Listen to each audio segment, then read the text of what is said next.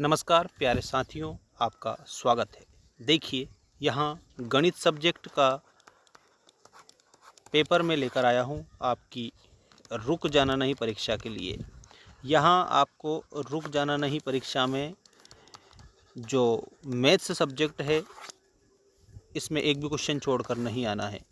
ये देख सकते हो, ये जो पेपर है, अभी आप लोगों की जो एग्ज़ाम हुई क्लास 10th की, उस 10th की एग्ज़ाम का पूरा पेपर है, ये हल सहित है।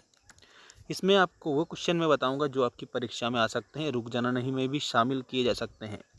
तो आपको लास्ट तक इस वीडियो को देखना है और क्वेश्चनों को याद करना है। सही विकल्प से हम स्टार्ट करते हैं।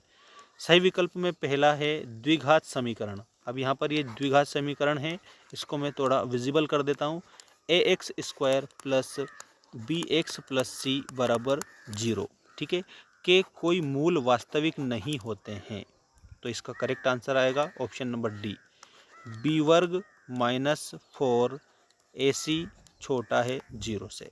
ये आपका उत्तर होगा और आप स्क्रीनशॉट भी ले लेना इसका डायरेक्ट। अगला क्वेश्चन देखिएगा, a इंटू पी, इसमें आपको दिया है -3 -1/2 और 2। इसका आपको 11वां पद बताना है। तो इसका जो 11वां पद है वो 22 होगा, ठीक है। इसका 11वां पद 22 होगा। ऑप्शन नंबर बी इसमें करेक्ट उत्तर हो जाता।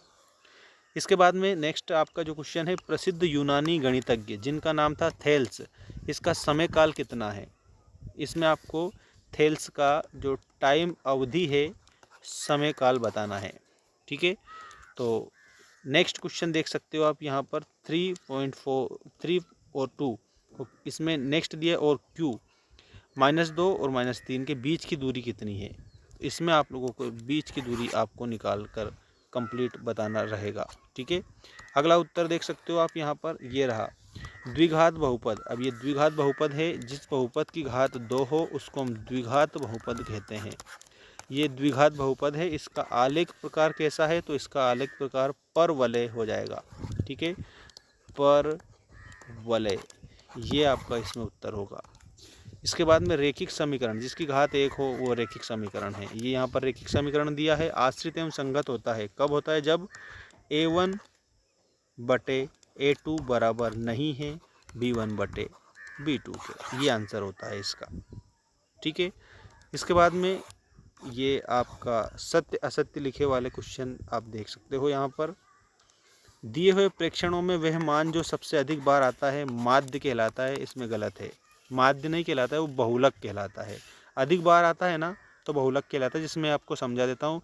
1 है, यहाँ पर 4 है, 5 है, 6 है, 7 है, ठीक है, 9 है, ठीक है, फिर 1 है, फिर 2 है, और फिर उसके बाद में 4 है, फिर उसके बाद 1 है, फिर उसके बाद 2 है, फिर 4 है, और फिर 1 है। तो इसका मतलब सबसे ज़्यादा बार क्या आया है यहाँ पर, तो सबसे ज़्यादा बार आने वाली जो संख्याएं हैं उसमें 1 है। जैसे एक यहाँ पर है, एक यहाँ पर है, एक यहाँ पर है, एक यहाँ पर है, और एक यहाँ पर है, तो इसका मतलब बहुलक होगा 1। अगला क्वेश्चन देखिए, किसी प्रयोग की सभी प्रारंभिक घटनाओं की प्रायिकताओं का योग 1 होता है। बिल्कुल, इसमें आपको सत्य बताना रहेगा, ठीक है।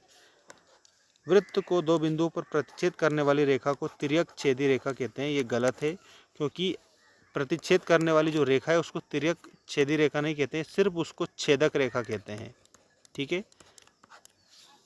एक निश्चित घटना की प्रायिकता 1 होती है, ये बिल्कुल सही है। अगर घटना निश्चित है तो उसकी प्रायिकता 1 होगी।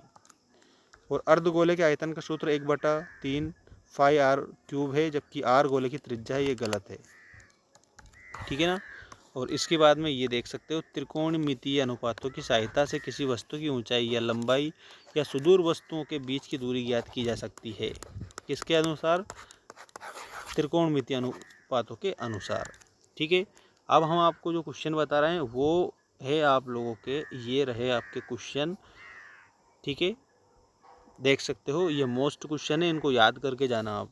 देखो, पहला क्वेश्चन है द्विघात बहुपद ax² प्लस bx प्लस सी, इसके शून्यकों का गुणनफल का सूत्र क्या है, तो ये शून्यकों के गुणनफल का सूत्र हो जाएगा, ये आपका उत्तर करेक्ट। वृत्त के स्पर्श बिंदु की परिभाषा याद करके जाना, और एक वृत्त के वृत्तखंड के क्षेत्रफल का सूत्र, तो ये आपको वृत्तखंड के क्षेत्रफल का सूत्र दिया है। इसका nवा पद ज्ञात करने का सूत्र a plus n minus 1/d ऐसा, ठीक है। ये याद करके जाना बढ़िया अच्छे से। और अभी इसमें ये फिल इन द ब्लैंक्स दिया है, 3 4 5 फिल इन द ब्लैंक्स में बताता हूँ आपको, याद करके जाना इनको। समानांतर श्रेणी है 7 13 19, इसमें 205 में पदों की संख्या कितनी है? तो 34 है, ठीक है। सभी त्रिभुज समरूप होते हैं, तो सभी कौन से त्रिभुज? तो सभी जो समबाहु त्रिभुज होते हैं वो समरूप होते हैं। सभी समबाहु त्रिभुज समरूप होते हैं। समबाहु किसे कहते हैं? जिसकी भुजा समान हो। अगला प्रश्न है, त्रिज्या r वाले वृत्त के एक त्रिज्यखंड जिसका कोण अंशों में फाई है के संगत चाप की लंबाई कितनी होगी? तो इसमें आपको ये कंप्लीट उत्तर बता देना है, ठीक है। ये रहा आपका करेक्ट उत्तर। करनी 3 एक कैसी संख्या है? तो करनी 3 जो है ना, ये अपरिमेय संख्या है, ठीक है। करनी 3 अपरिमेय संख्या आप बताएंगे। और चर जिसमें x के बहुपद px में x की उच्चतम घात बहुपद की घात कहलाती है, ठीक है। किसकी घात कहलाएगी? बहुपद की। द्विघाती समीकरण है जिसमें ax² plus bx plus c बराबर 0, ठीक है। इसको हल करने का द्विघाती सूत्र यहाँ पर ये दे रखा है, इसको आप ऐसे करेक्ट याद रखेंगे। x plus minus B plus 1 बटे प्लस माइनस करणी b वर्ग माइनस 4ac बटे 2a, ये आपका सूत्र हो जाएगा, ठीक है। और ये यहाँ पर भी दिया है।